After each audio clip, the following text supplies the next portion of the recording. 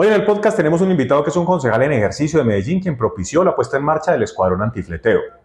También invitó a los amigos líderes de STUN y del motociclismo en general a una comisión accidental para analizar los espacios de deportes a motor. Es especialista en gestión pública, también de la Universidad de Medellín. Ha sido abogado de Cornare, ha trabajado en el SENA, fue secretario general del Consejo Municipal de Sabaneta, también fue secretario de Gobierno y alcalde encargado de Sabaneta. Fue jefe de planeación en la Contraloría de Medellín y actualmente es concejal en el periodo 2020-2024. Sebas, bienvenido, hermano. Dios Roland, gracias, hermano, por este espacio tan bacano. Bueno, ¿quién es Sebastián López y cuántos años tiene? Bueno, Sebastián López es una persona supremamente apasionada por lo que hace. Tiene dos objetivos fundamentales dentro de esta actividad política, que es generar calidad de vida y desarrollo. ¿Qué eso significa? ¿Cómo podemos vivir mejor en un lugar mejor? Con unos principios políticos que para poder generar esos dos objetivos es fomentando la libertad económica, mucha seguridad y apoyo social. Y tengo 38 años. Ese tema de la libertad económica es fundamental. No lo tengo entre las preguntas, pero es muy interesante. Y seguramente ahorita tengo un par de preguntas sobre esto para que lo tengas en mente. ¿Por qué la política y qué te atrae del ejercicio político? Porque la política es la administración de la convivencia humana. Es el mejor invento de la humanidad. Si no es por la política, nosotros no nos diferenciaríamos de ninguna manada de animales. Fueron las reglas que se establecieron en las primeras organizaciones humanas que nos permitieron convivir inicialmente por dos objetivos. Uno, para poder sobrevivir, que entre dos y entre varios se empezaron a organizarse. Esas reglas posteriormente le ingresa no solamente para que sobrevivamos y podamos comer, sino el cómo podemos vivir mejor. Entonces, por eso me gusta eso, porque es el sector rector de la sociedad, impacta a todos los sectores de la sociedad y una decisión política puede transformar para bien o para mal un país y una ciudad. Bueno, pero todo no es tan bonito, así que qué tan sucio, pero esto requiere honestidad total. ¿Qué tan sucio es el tema político, según como lo imaginamos los ciudadanos? Es así de sucio. Lo que pasa es que la política está inmersa dentro de toda la naturaleza humana. Ustedes saben que la naturaleza humana se mueve entre la luz y la oscuridad. Entonces, los pactos entre los seres humanos, lamentablemente, hay veces se mueven en este tipo de circunstancias sin querer decir que sea ilegal, sino que muchas veces un pacto humano político puede afectar a otra parte de la humanidad.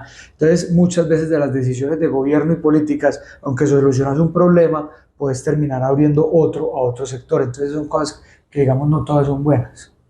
Bueno, ¿qué hace un concejal? Pero específicamente contanos qué hace un concejal en Medellín, además de tomar tinto todo el día. Bueno, el tinto es porque hay que estar escuchando a la comunidad todo el día. Okay. Muchas veces cuando me has recibido acá, me recibes con uno de los mejores tintos de Medellín. Muy famoso, por cierto, para que vengan acá, les doy la dirección para que vengan.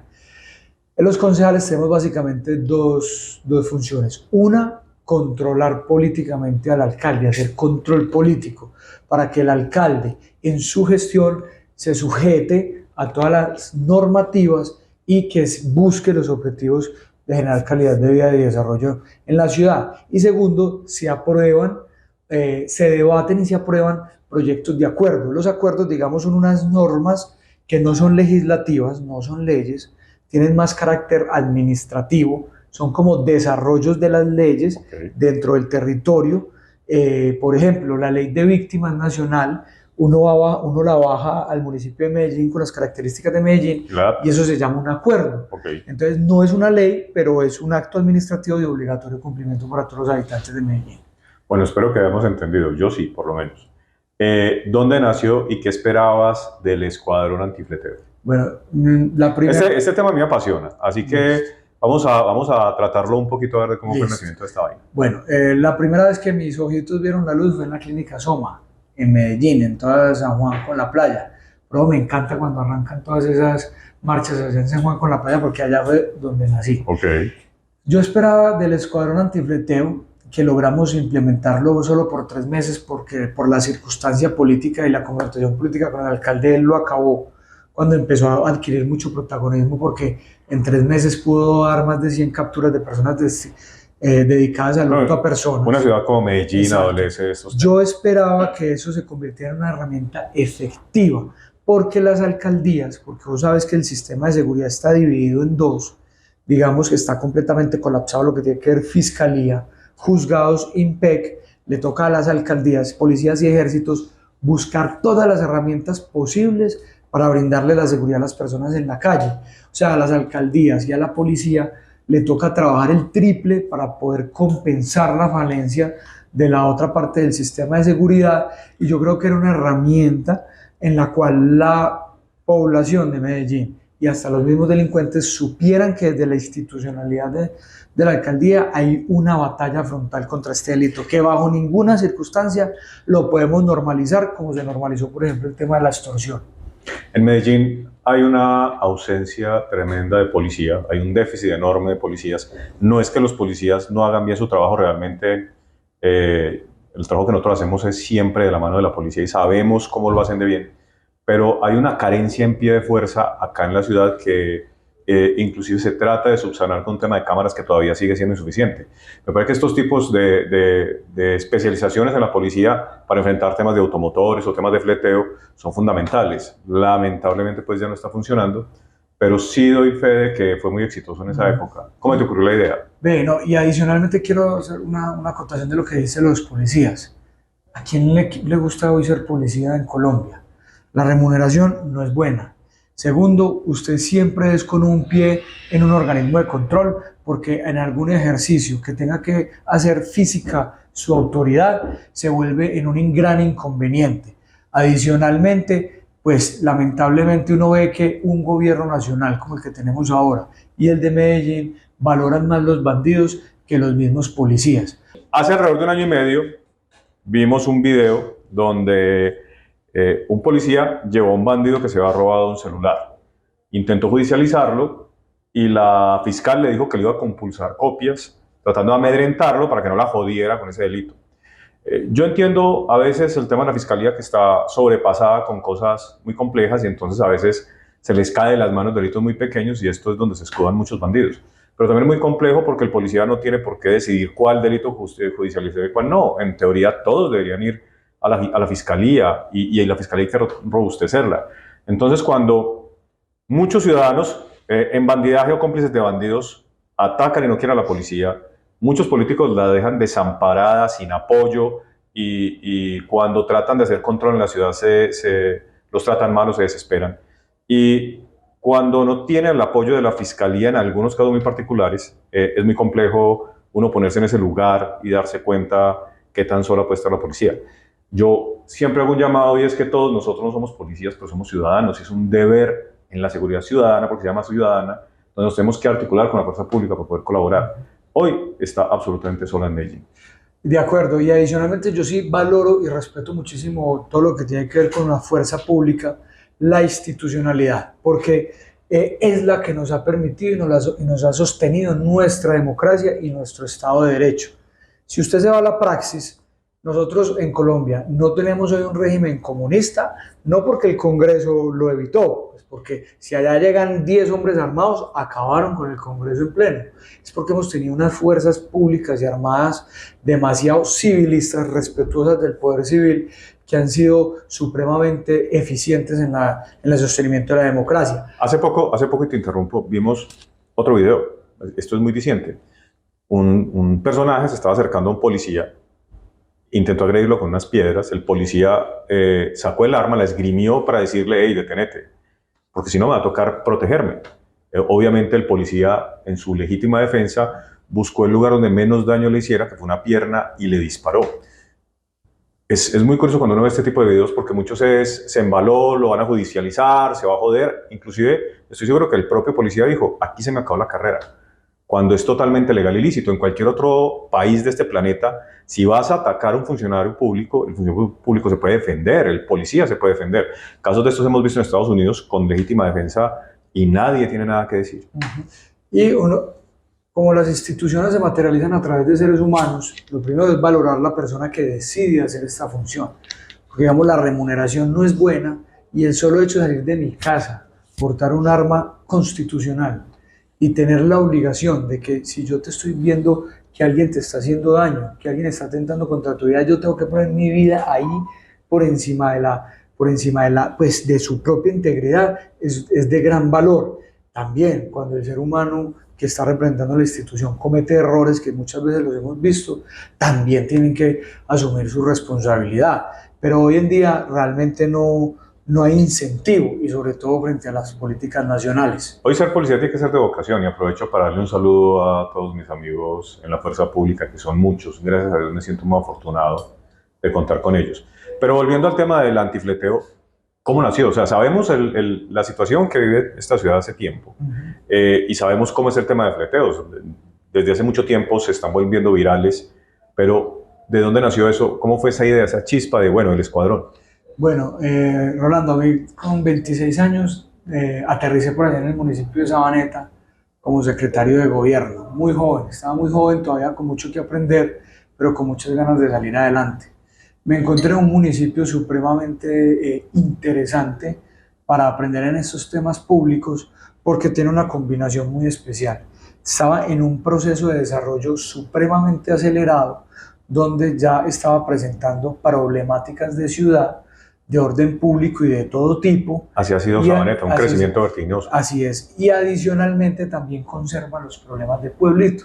O sea, entonces el secretario de gobierno de Sabaneta teníamos que estar pendientes de bandas que venían de otra parte del área metropolitana para todo el tema de distribución de estupefacientes, de hurtos, pero también yo tenía que estar pendiente del problema de un solo entero en una estación del metro. Entonces era supremamente interesante y me tocó desarrollar toda la infraestructura de orden público para convertir toda la infraestructura de orden público de Sabaneta de pueblo a ciudad.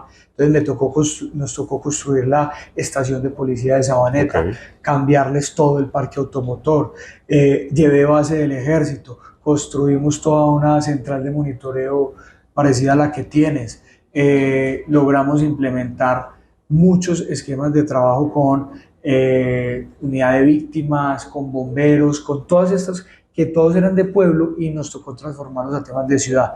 Entonces, muchas veces tuvimos problemáticas de hurto de fleteo y yo sentía que realmente la policía hoy, como está trabajando con el esquema de vigilancia, le queda muy difícil poder prevenir el tema de fleteo. Tiene que ser que un muchacho de esos que está cometiendo ese delito lo haga al lado de un policía o un policía demasiado cerca que él no lo supo, pero no había un esquema operativo completamente organizado que pudiera prestar esa eficiencia en ese sentido. Te voy a contar una anécdota, y esto fue hace bastante tiempo ya, en el inicio de la lucha nosotros contra los bandidos.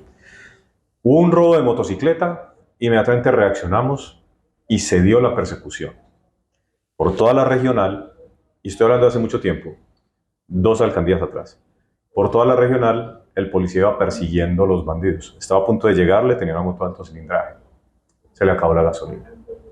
¿Al policía decir, o al policía? Sí. Porque nos decían en esa época que les daban solamente 2 galones para funcionar. Cuando un policía que tiene que cuidar todo un sector, pues obviamente tiene que desplazarse. Y es muy complejo porque uno se da cuenta con las herramientas con las que están trabajando y en ocasiones hacen mucho más de lo que debieran, de lo que tienen permitido, inclusive bajo su propio coste. Hoy, ¿cómo están las relaciones con la alcaldía de Medellín? Hoy, digamos, solo hay una relación de control político supremamente fuerte. Hoy no hay sino una relación de denuncia permanente, porque este alcalde rompió el modelo de gestión público de Medellín. Este alcalde trajo una cantidad de personas y de empresas a robar hacia Medellín. Este señor no hace sino meter discursos de odio en la ciudad, por lo cual la única relación que hay con la alcaldía es de denuncia permanente ante la ciudadanía de todos los hechos que están sucediendo. Mi tarea, desde que inicié en el consejo, rápidamente le tocó transformarse, porque yo llegué con muchas ganas de construir.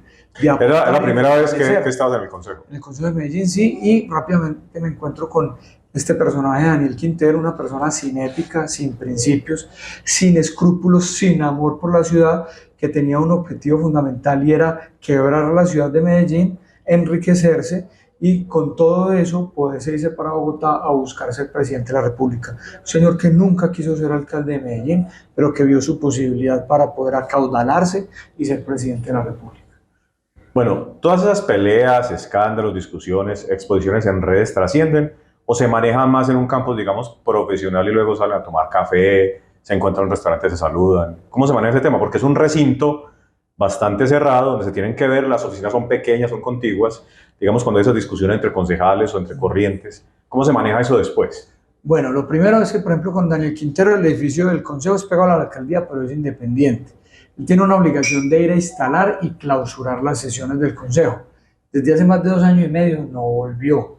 Siempre manda un delegado, que es el secretario de Hacienda. O sea, a él le da miedo, físico miedo, mirarnos a los ojos a los concejales, que lo confrontamos de manera tan fuerte. Entre los concejales hay que entender que todos estos temas políticos no son personales. O sea, son temas de posición, de posturas y de tesis, que digamos, en el hemiciclo, en el recinto de la democracia, los defendemos a capa y espada. Pero en mi caso, nunca trasciende a lo personal. Entonces, por lo menos yo, cuando tengo una confrontación muy fuerte con algún concejal de oposición, después de terminar el debate, voy, los saludo, nos damos la mano, y digamos que en un 80% todos son así. Hay unos que son inmaduros, que no entienden que esto no es personal, sino que es político, que hay veces lo asumen como medio personal y quedan bravos, pero bueno, yo estoy en la labor que la ciudadanía me entregó. Pongámoslo simple, ha sido a San Carbón. Sí, y además porque la carne es muy buena, pues, pero tengo entendido que allá ya lo sacaron como Pepa Guama, inclusive van a demandar la alcaldía porque el hay una deuda, creo. Ni siquiera pagaron la cuenta, entonces los van a demandar. Ya cambió de administración. Sí, pero por ejemplo allá nunca me lo encontré. Nunca me encontré allá en San Carbón porque tampoco es que iba mucho. Entonces, la verdad, la última vez que creo que me vi con Daniel Quintero fue hace por ahí 2 años en el recinto del Consejo, donde simplemente nos dimos la mano, un saludo cordial y ya. ¿Alguna vez has tenido dificultades de seguridad a causa de tu actividad profesional? Lo que pasa es que, aparte de yo estar denunciando la corrupción de Daniel Quintero, su ineficacia y su ineficiencia, también hago la de Gustavo Petro y también, digamos, la batalla frontal contra el fleteo es total y adicionalmente contra la primera línea porque no tolero el vandalismo ni en las universidades. Entonces, obviamente, digamos, eso tiene unas repercusiones, pero que también son atendidas como deben ser. Unos coletazos. Sí. Para vos es real lo que dice, que creemos es el centro democrático en cuerpo ajeno. No, para mí, digamos... No. ¿Qué diferencia a creemos de centro democrático? Primero, los dos líderes fundamentales de cada uno de los partidos, Federico Gutiérrez y Álvaro Uribe, tienen, digamos, unos principios que los unen, pero también tienen unas formas que digamos, no son las mismas. O sea, coinciden en algunos conceptos. En la mayoría de las tesis. Yo creo que el presidente Uribe y Federico coinciden en unos postulados básicos de la seguridad como base fundamental de la sociedad, apoyo social para impulsar las personas a que salgan adelante y, digamos, toda la facilidad de creación de empresa, que es la mejor forma de salir adelante. Digamos que son dos liderazgos distintos, son dos momentos políticos distintos en el cual se creó el Centro Democrático y en el cual se crea Creemos, que hoy en Medellín, digamos, estamos unidos en torno a la candidatura de Fico, pero que cada uno tiene su lista de consejo de Medellín. El Centro Democrático tuvo a Juan Carlos Vélez como candidato a la alcaldía cuando Federico se lanzó también a la alcaldía. Y ese fue un cabeza a cabeza con una diferencia como de 5.000 votos. Fue muy corto. Si mal no recuerdo. Fue muy poco. Entonces, bueno, personalmente yo considero que son totalmente distintos en sus formas, a pesar de que coincidan en algunas tesis. Pero sí siente uno que todo el tiempo, inclusive lo vimos en la campaña presidencial, cuando a Federico le decían que era el títere de Uribe y en fin, en mi experiencia personal son personas totalmente distintas, con caracteres muy distintos y pues interesante si la gente piensa esto, que empezamos a mirar las diferencias que cada uno tiene para que noten que son totalmente distintos a pesar de que comparten algunas tesis. Este año tenemos elecciones al Consejo de la Alcaldía. ¿Cómo crees que va a ser esta campaña electoral? Muy agresiva. Yo creo que a partir de las presidenciales eso cambió. Ya se va a correr mucho más la línea ética, digamos. Sí, pero nosotros más no la vamos a correr, sino permanentemente en defensa. Okay. En defensa, digamos, de toda esa campaña negra, que todo este esquema petroquinterista ya ha demostrado que lo hace. Nosotros tenemos que estar supremamente listos y predispuestos a defender primero nuestra honra, nuestro nombre, adicionalmente el de la ciudad, porque ellos son capaces de tirar la ciudad por una borda en campaña. y adicionalmente con mucha contundencia, porque vamos a tener en contra todo el gobierno nacional, vamos a tener en contra toda la alcaldía, y se dicen que en muchas de las comunas una cantidad de estructuras que también van a estar en contra. Pues nosotros no nos queda sino caminar a Medellín con el mensaje de la recuperación de la ciudad, de que la alcaldía se pueda volver a dedicar a solucionar los problemas de Medellín y de crear un muro de contención institucional desde las regiones de Colombia, para que cuando Gustavo Petro salga a atacar la democracia y el Estado de Derecho, tengamos un alcalde de Medellín bien parado en defender el Estado de Derecho y la democracia frente a un presidente que ha demostrado todos los días que la quiere atacar. Los ciudadanos hemos notado mucha concentración en estas estrategias políticas en ciudades como Cali, Medellín y Bogotá. Esos son como los premios de montaña de estas elecciones, calculo. Imagino que son las más ambiciadas por los partidos políticos o por las corrientes políticas. Ahí me imagino que se van a concentrar las batallas más duras. Totalmente, Rolando, y adicionalmente que yo creo que esta tiene una connotación especial, porque aunque obviamente siempre va a haber un relacionamiento con el tema nacional y regional, nunca tan fuerte y tan marcado como el de hoy.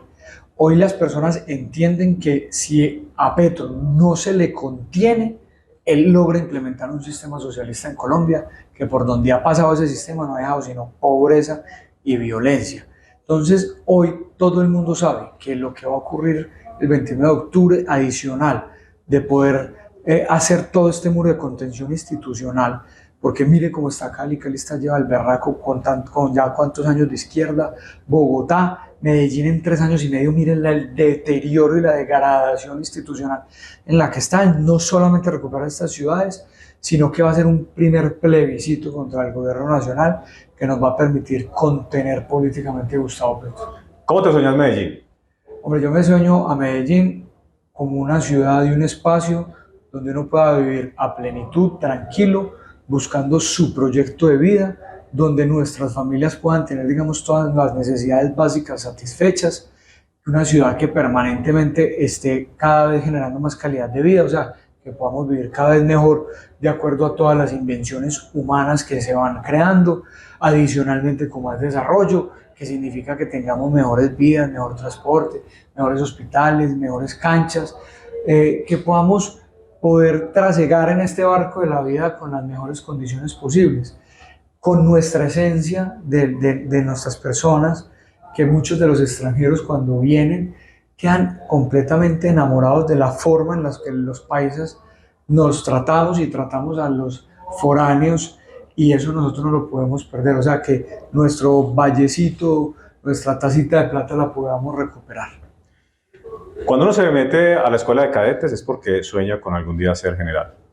¿Hasta dónde querés llegar vos con tu carrera política? Bueno, Rolando, yo decidí empezar a hacer política el día que Álvaro Uribe quedó presidente, que eso fue como en mayo del 2002. Fue muy charro porque nosotros, yo estaba ya inmerso dentro de un tema político muy pequeño, pero estábamos en ese momento con Noemí Sanín. Ese día en la sede de Noemí Sanín nadie entró, porque aquí no se movió nada por Noemí Sanín. Entonces estaba eso lleno allá de afiches y yo me puse como a dibujar en esos afiches y empecé a hacer como un muñeco. Al final le puse López, presidente 2030. Y desde ahí empecé a firmar los cuadernos, los trabajos, los pupitres, todo era López, presidente 2030. Entonces, digamos, mi objetivo dentro del ejercicio político es algún día ser presidente, pero teniendo claro, viviendo a plenitud cada uno de los espacios que la política me lo permite. Yo conozco una persona muy especial que se llama Ramiro Valencia. Ramiro Valencia fue, digamos, la mano derecha de Juan Gómez Martínez. Juan Gómez Martínez, que los dos hicieron una gran dupla en todos esos espacios políticos donde estuvieron. Le tocó una temporada, una época muy dura. Muy dura, la de Pablo Escobar, muy fuerte, que fue donde empezaron a implementar el modelo de gestión que Quintero acabó, que era que todas las fuerzas vivas pudieran trabajar unidas. El empresariado, las alcaldías, las instituciones. Ellos pasaron por todos los cargos del poder, pero él me regaló un libro y me puso en la página, me puso una frase y me puso: Sebastián, nunca ejercí un cargo pensando en el otro. Ejerza el cargo en el que está, en el espacio en donde está, con toda la plenitud y con toda la pasión, que lo demás va llegando. Porque lamentablemente hay personas que ejercen los espacios políticos en el que se encuentran pensando en un escalamiento como trampolines. Como trampolines. Entonces no viven a plenitud lo que están viviendo, que están trabajando, no lo disfrutan y no terminan haciendo una gestión en pro de la ciudad. Entonces por eso yo vivo a plenitud esta gestión como del consejo y aspiro que Federico sea alcalde y aspiro poder recibirle la alcaldía de Medellín a Federico en el otro periodo. Hoy Medellín tiene en movilidad también unas situaciones complejas. El Consejo de Medellín ha debatido sobre esta problemática. Total, Rolando. Y tenemos que ser muy claros, la única solución posible que tiene Medellín para el tema de movilidad es seguir apostándole, creciendo y fortaleciendo todo el sistema de transporte público de manera integral. Usted no le puede decir a nadie que se baje de su transporte particular si usted no le está ofreciendo un sistema de transporte público ágil, eficiente y seguro y con capacidad. Medellín es la tercera ciudad más densamente poblada del mundo, o sea, en pocas palabras, es la tercera ciudad más estrecha del mundo según la ONU, por lo cual Medellín no tiene hacia dónde crecer vialmente. En los últimos 10 años, la población ha crecido en un 10% más o menos. Las vías han crecido el 0,2%. Bueno, y estamos hablando de la población la que está registrada. Exacto. Los carros han crecido en un 154% y las motos en un más del 300%.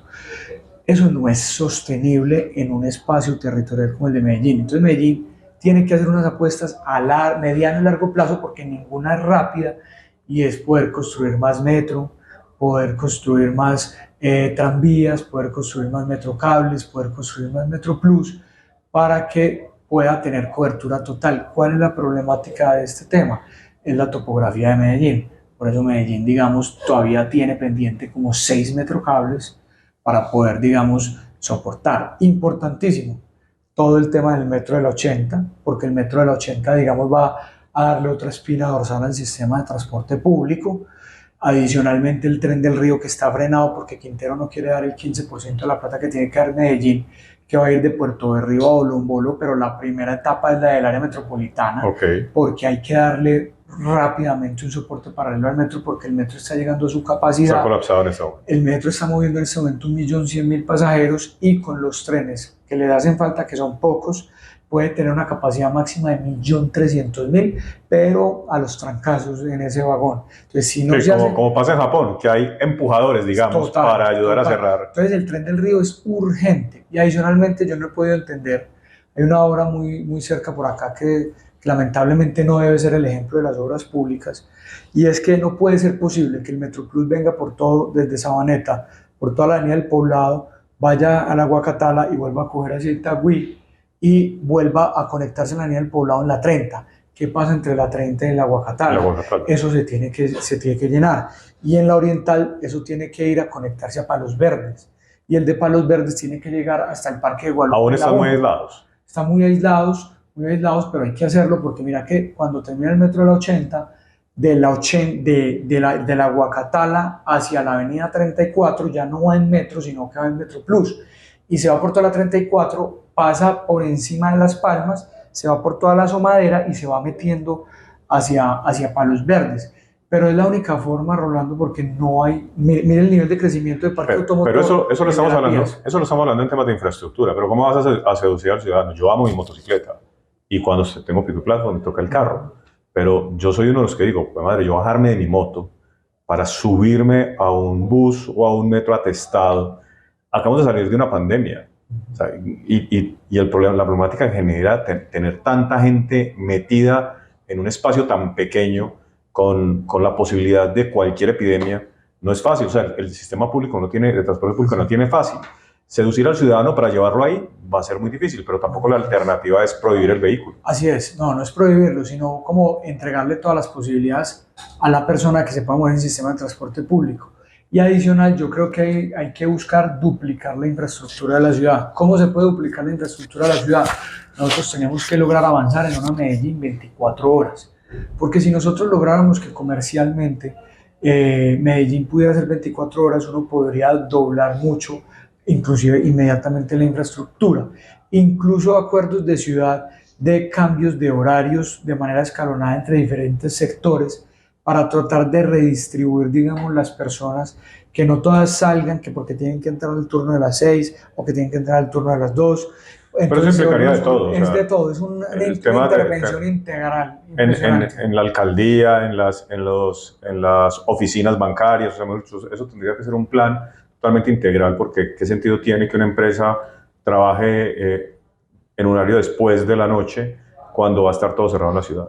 De acuerdo. Cuando no hay transporte, por ejemplo. Exacto, pero por eso, digamos, eso tiene que irse dando como se ha dado, digamos, en otras metrópolis del mundo, donde, digamos, obviamente no son de un día para otro, sino que se van generando procesos donde, mira que afortunadamente antes uno en Medellín a las 7 de la noche uno no encontraba nada, No, me hace por pasaba. ahí 15 años, porque, digamos, la ciudad funcionaba hasta las 6 y a las 7 estaba apagada. Hoy vemos una ciudad que por lo general se está moviendo hacia hasta más o menos 10 de la noche, que ve uno mucho movimiento. Y eso ha permitido, digamos, ir ampliando la infraestructura y sobre todo la del tema de movilidad. Porque el tema de Medellín es demasiado retante, Rolando. Es como la tercera ciudad más estrecha del mundo. Entonces tenemos que ir trabajando en todos los frentes como para ir facilitando la posibilidad de moverse. Otro tema es cómo... La ciudad ya no tiene para dónde crecer, Exacto. finalmente va a terminar absorbiendo los demás Exacto. municipios. Y yo creo que dentro de la transformación que está teniendo urbana de Medellín, uno tiene que ir hacia un concepto que llaman ciudades 15 minutos. Como dentro del espacio donde yo vivo, trato de hacer la mayoría de mis actividades a no más de 15 minutos. Como desde donde yo vivo tengo acceso a los temas de salud a no más de 15 minutos, a mi trabajo a no más de 15 minutos, a mis temas de educación, de recreación. Y en esa medida logramos que las personas no tengan que moverse. Hombre, es que yo vivo en Sabaneta, pero trabajo en Bello y mi tema, o sea, es en la medida que se logren acortar, Es acercar las necesidades al ciudadano, los ciudadanos a sus necesidades. Y la ciudad, y mira, por ejemplo, que por eso por todos lados de la ciudad se han ido creando moles pequeños, Sí. con supermercados, mercados más pequeños. No, cuando he subido a Santo Domingo por la estación, eso es una ciudad aparte. Exacto. O sea, hay sectores de la ciudad que ya se están concentrando en sus zonas rosas, tienen sus inspecciones, tienen sus centros de salud, Exacto. donde uno ve que ya escasamente tienen que bajar al centro de la ciudad para cubrir sus Uno habla mucho con obligaciones. personas y me dicen, oye, bueno, yo no bajo el centro como desde hace 2 meses. ¿Y por qué? Porque todo lo que tengo que hacer está a mi alrededor. Eso facilita. Entonces Descentralizar. hay que trabajar en todos los frentes. Bueno, ¿qué opinión te merece el motociclismo y cuál es tu opinión sobre los deportes a motor? Hombre, eso es una pasión que el Estado no ha sabido manejar, porque el Estado, en vez de acompañar, a coayudar y fortalecer, el Estado lo ha estado manejando como de manera de choque. ¿Por qué? Porque yo creo que lamentablemente, digamos, no ha habido mucha comunicación entre la ciudadanía que no practica el motociclismo y el que la hace, ¿cierto? Entonces, aquí es donde nosotros tenemos que establecer puentes de comunicación entre la ciudadanía que no practica el motociclismo y el que sí la hace. Nosotros no podemos seguir peleando con los jóvenes que ven en la motocicleta, digamos, un tema de pasión, no solamente el tema de transporte, que practican el stunt, que practican velocidad. ¿Cuál es la problemática ahora? Que como el Estado no lo acompaña, como no se logran espacios concertados, pues se vuelve una actividad peligrosa, tanto para el que la practica, para el que no la practica, que está en la zona.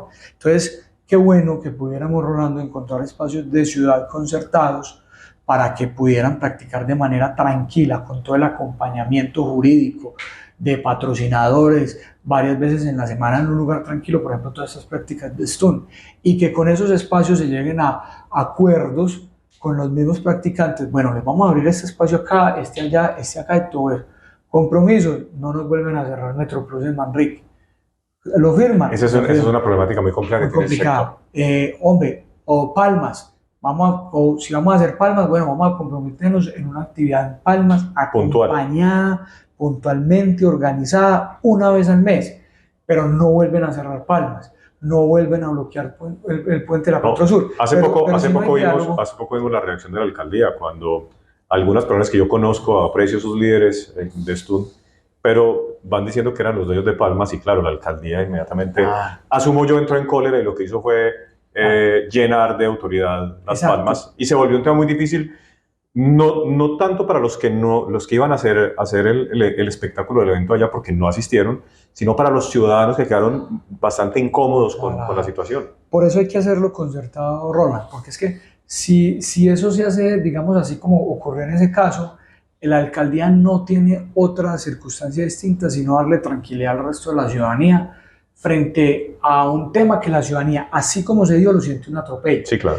En cambio, si estuvieran en esos espacios concertados, acompañados, bien bacanos, pero bien bacanos, estoy seguro que se llegan a acuerdos con ellos y ellos no tienen necesidad de hacerlo.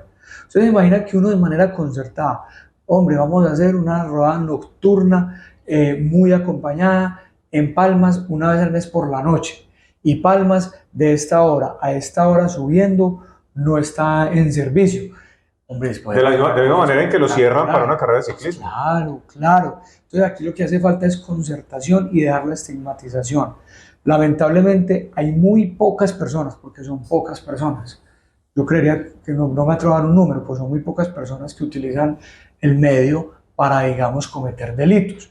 Y eso ha conllevado a que se estigmatice. No, yo te lo pongo en números. En la ciudad circulan alrededor de 1.600.000 motocicletas. Eso se sabe por las diferentes cámaras, por el conteo, por las personas que pasan por la ciudad, por los controles. Realmente no tenemos 1.600.000 motociclistas delinquiendo, no tenemos ni siquiera el 10% de esa cifra delinquiendo. Yo le pongo un máximo 5.000 personas, de No, 1.600.000. Que utilizan la moto, pero es muy extraño porque hace tiempo, y yo ya he comentado esto antes, me decían que en el sector del Parque de Ríos se robaban por cosquilleo alrededor de 500 celulares diarios. Y la característica particular de todos era que los que robaban cosquilleo celular en el Parque de Río lo hacían de tenis. Entonces prohibíamos los tenis. El tema aquí no es atacar la motocicleta, porque es que la motocicleta no es la que delinque. Nosotros utilizamos en la cocina cuchillos, ¿cierto? Pero entonces el cuchillo no es el que comete el daño cuando apuñalan a alguien. Es ese ciudadano que es el que hay que combatir. Yo estoy viendo que es muy socialmente aceptado el tema de las bicicletas en la ciudad, tienen todos sus espacios. Y créanme, no los juzgo, tengo muy buenos amigos ciclistas. Me encanta ese espacio que tienen. Hace mucho rato se dejó de dejar tanta sangre en pavimento por parte de los ciclistas, porque cuando yo tenía 20, 22 años, permanentemente habían muertes de ciclistas en carretera. Eso ya ha disminuido bastante y me alegra mucho. Pero no entiendo por qué a la motocicleta no le dan el mismo espacio. En algún momento me decía alguien era que las vías estaban proyectadas para cierta velocidad. Yo le dije, madre, ¿usted sabe qué velocidad puede coger una bicicleta en una carrera de ciclismo? Eso a mí no me parece el límite para decir que no.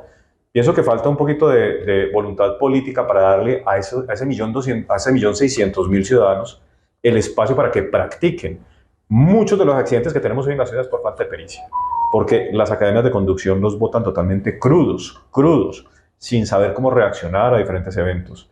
Mientras que ese roce en esos espacios donde puede generar una práctica de motociclismo les puede dejar una experiencia más abultada para poder reaccionar a ciertos temas complejos. La verdad es que si nosotros cuando enfrentamos carne contra pavimento, siempre va a perder la carne de la manera en que yo lo menciono.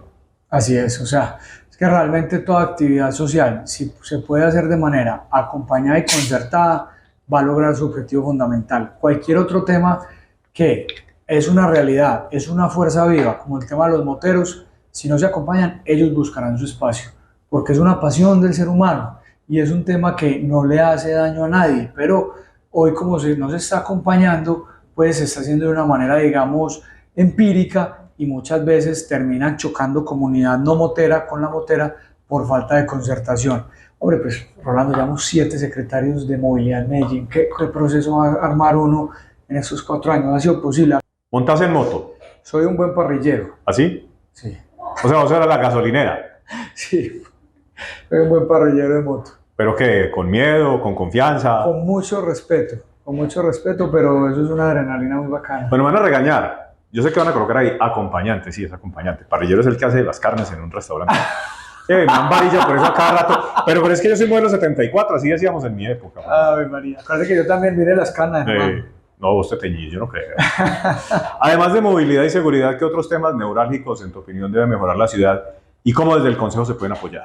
Hay que entender cómo las ciudades y países se volvieron ricos, como hoy nos gustaría vivir a Medellín, como Suiza, como Estados Unidos, como Europa, como Dubái. Y solo se hicieron ricos cuando entendieron que tenían que permitir que los ciudadanos comerciaran, que entre menos el Estado jodiera en el comercio, en el tema económico, eso iba creciendo y de manera digamos, casi sistemática, iba brindándole e impregnando toda la sociedad. En el momento que el Estado empieza a estorbar la actividad económica llega a un punto de muy difícil seguir crecimiento y que termine impactando, porque, por ejemplo, una empresa en Colombia tiene casi un 70% de carga impositiva. Total. Es tener a la DIAN de socio al casi 70, al 60 y pico por ciento, pero no paga a los empleados, no paga el arriendo, no paga los servicios. Es un socio vago. Entonces, por ejemplo, Rolando, usted que es empresario, si usted por alguna razón le dijeran, bueno, ya la carga impositiva de su empresa ya no es al 70, sino que va a ser al 55, al 50, yo estoy seguro que usted coge una parte de disfrute personal, de disfrute, digamos, de la generación de riqueza, pero la mayor parte de lo que usted no le entregó al Estado, estoy seguro que usted vuelve y la reinvierte en la empresa. ¿Para qué? Para que la empresa crezca, es natural en el ser humano. En la medida que su empresa crece, estoy seguro que usted va a necesitar, usted tiene una gran cantidad de empleados, pero va a necesitar 5 o 10 más. Esas 5 o 10 más personas que usted necesita son 5 o 10 personas que no van a estar necesitando de un subsidio del Estado, que por lo general son subsidios miserables, porque con esos subsidios no se logra vivir, sino que lo anclan a usted políticamente a un tema donde usted con 100.000, 200.000 pesos es muy difícil vivir. En cambio, con al menos un salario mínimo o 1,5 o 2, usted le puede permitir llevar a un hogar de escasos recursos calidad de vida y desarrollo. Entonces, Medellín es muy difícil crear empresa. Te cuento, como me pusiste de ejemplo en mi situación particular, yo en la empresa me gano un salario, igual que todos mis compañeros de trabajo. Nosotros nos ganamos un salario, mantenemos las finanzas muy estables y los recursos de la empresa son recursos de la empresa. Si la empresa obviamente se ahorra un porcentaje importante en impuestos, se convierte en puestos de trabajo.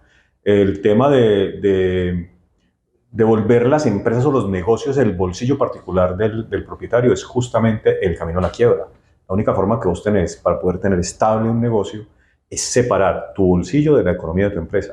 Eso es totalmente importante a la hora de ser emprendedor. Y adicionalmente, si la relación laboral se vuelve mucho más rígida y se judicializa como lo pretende Petro, va a terminar siendo más fácil hacer un divorcio que un despido de una persona, por lo cual el empresario le va a terminar dando miedo crear empleo, porque si crear empleo puede terminar muy fácil en un pleito judicial, pues por lo general las personas dicen, hombre, vea, yo prefiero o cerrar la empresa o me voy a la informalidad. Entonces, hoy en Colombia, entre la informalidad y el desempleo es el 60% de la población. Si esa reforma laboral pasa, si se vuelve mucho más rígido generar empleo, eso se puede estar subiendo al 75%, porque la gente le dice, hermano, yo no soy capaz con una reforma laboral. ¿Usted quiere seguir trabajando o no? La gente dice, no, yo prefiero seguir trabajando porque yo no puedo dejar de llevar comida a mi casa. Bueno, pues entonces yo no le puedo pagar esos impuestos que pusieron. No.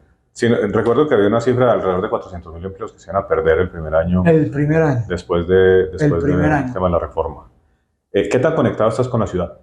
Hombre, yo creo que muy conectado por varias razones. Uno, me mantengo en la calle. Dos, vos no te montas a un carro, salís corriendo, buscas un lugar, tomas una foto y vuelves y te devuelves. No, yo me mantengo volanteando casi todos los días en los semáforos, en las tardes en las comunas. Durante todo el día escucho, digamos, los sectores vivos desde el Consejo de Medellín. También palpitando las redes sociales.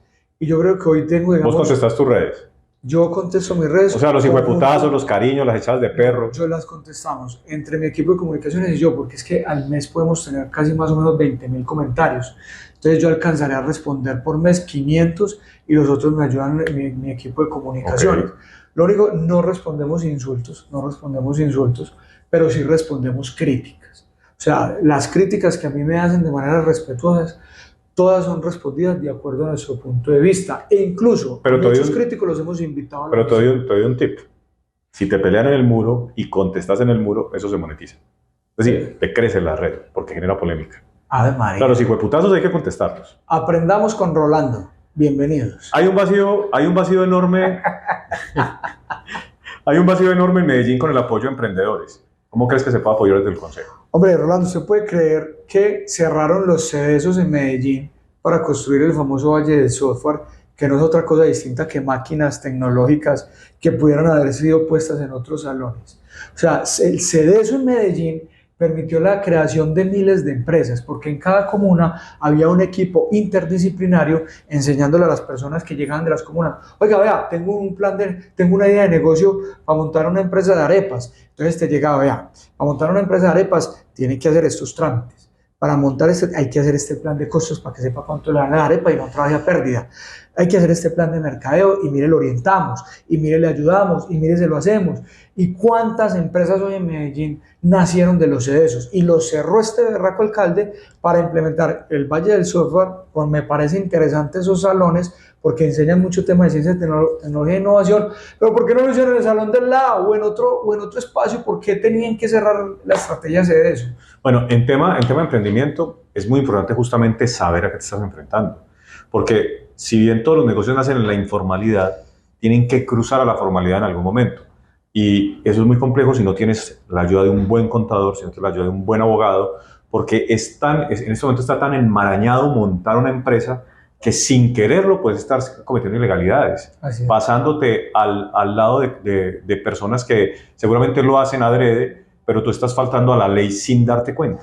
Rolando, yo creo que este país debe brindar la posibilidad de formalizarse a cero costo en lo posible y debe permitir esa zona gris de la informalidad a la formalidad para llevar al mayor número de empresas a que se formalicen. Hoy vemos en los barrios, si ataca eso, sí que tiene que formalizar, sí, no da. Hoy vemos en los barrios, y hablo de todos los barrios de la ciudad, donde le pagan a las personas que ayudan 20 o 30 mil pesos el día, los que alcanzan. Eso nunca te va a dar la posibilidad de formalizar un empleado en salario mínimo. Perfectamente puede estar por el 1.500.000, 1.600.000 pesos, versus pagarle 20 o 30 mil pesos, digamos, de jueves a domingo, cuando sacas la venta de personas, no te va a permitir formalizarlo nunca.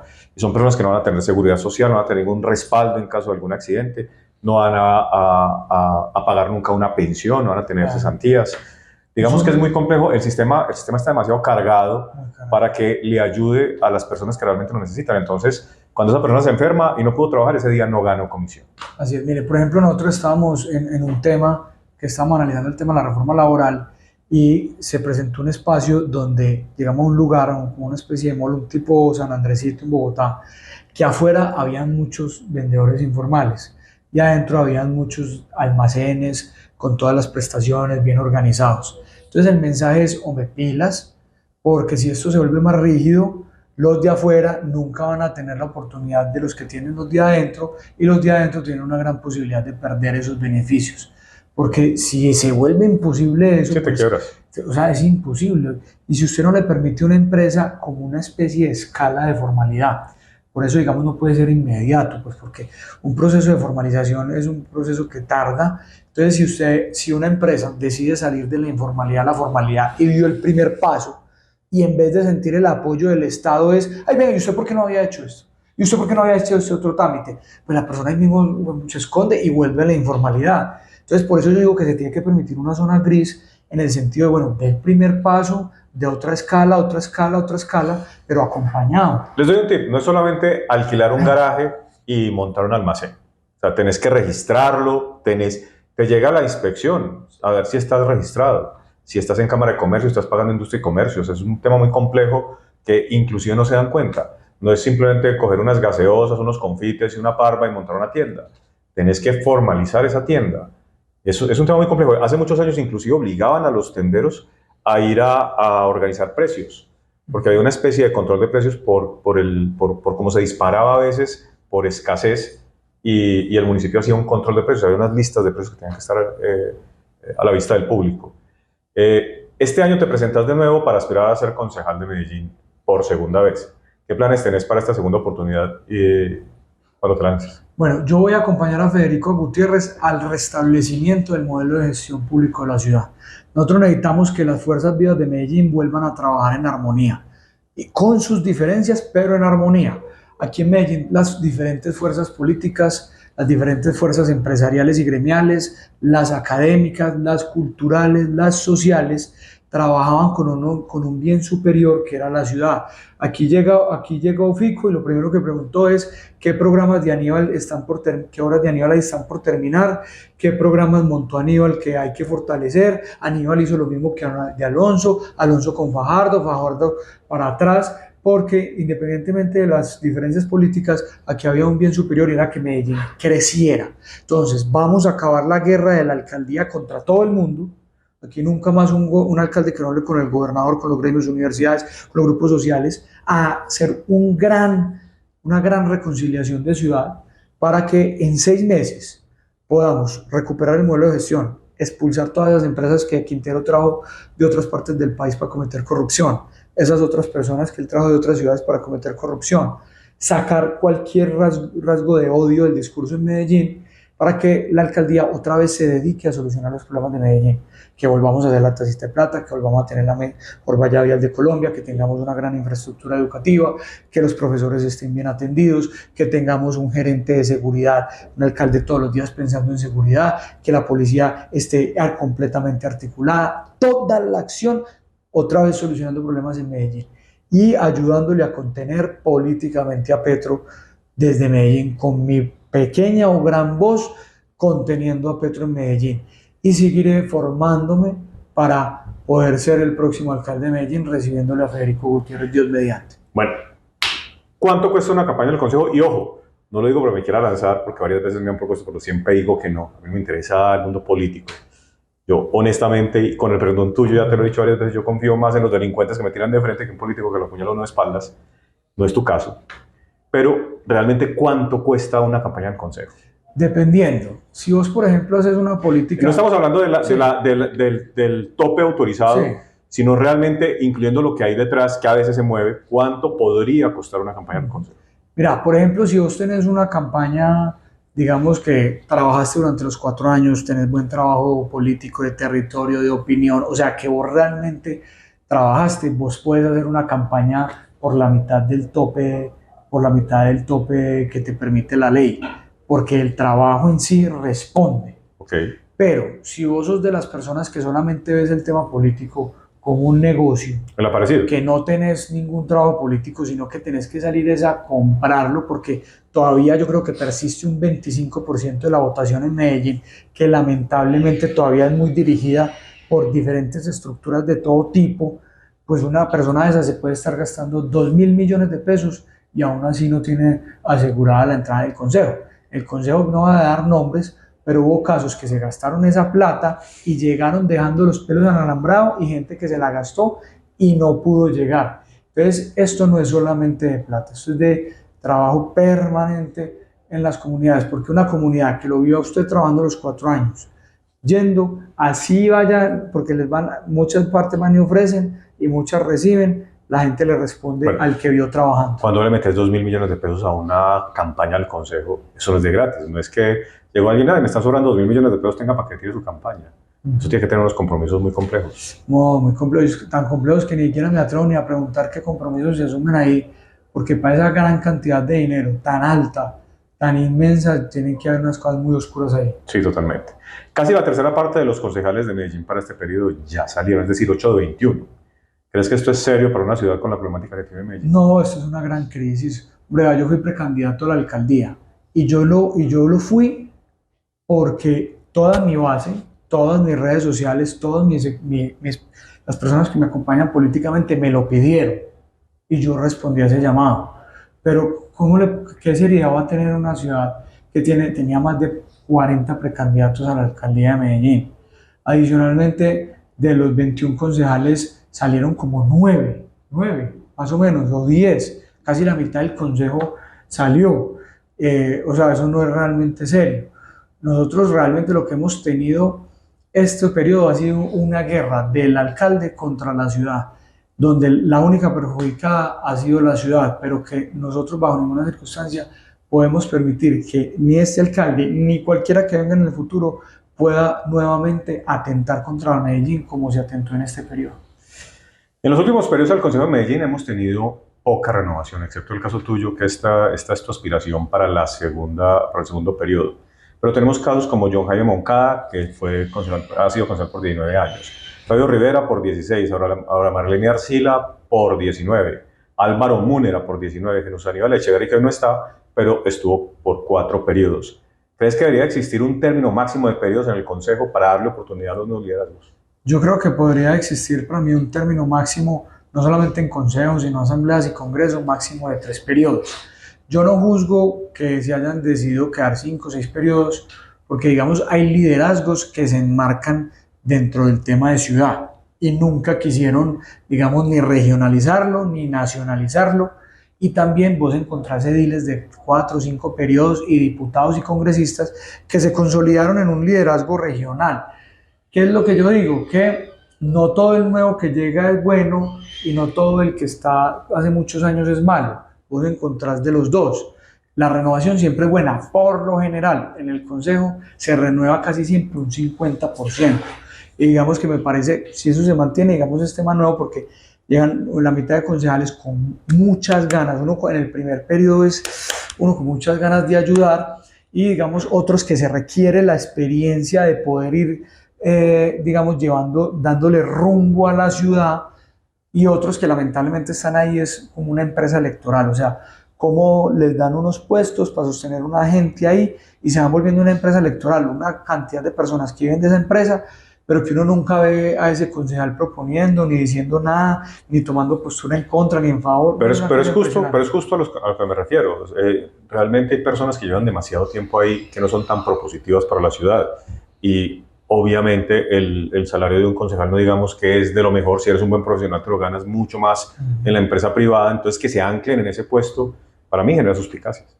Así es, yo creo que un término máximo podrían ser 3 periodos, máximo, podría ser 3 periodos, donde ya la persona también, la misma sociedad le diga, bueno, ya gracias por haber aportado tanto aquí en el nivel local, pero si quieres seguir en este ejercicio, evoluciona hacia lo regional o vuelve a lo comunal o a lo nacional, pero ya es importante la evolución. Yo creo que es importante la evolución.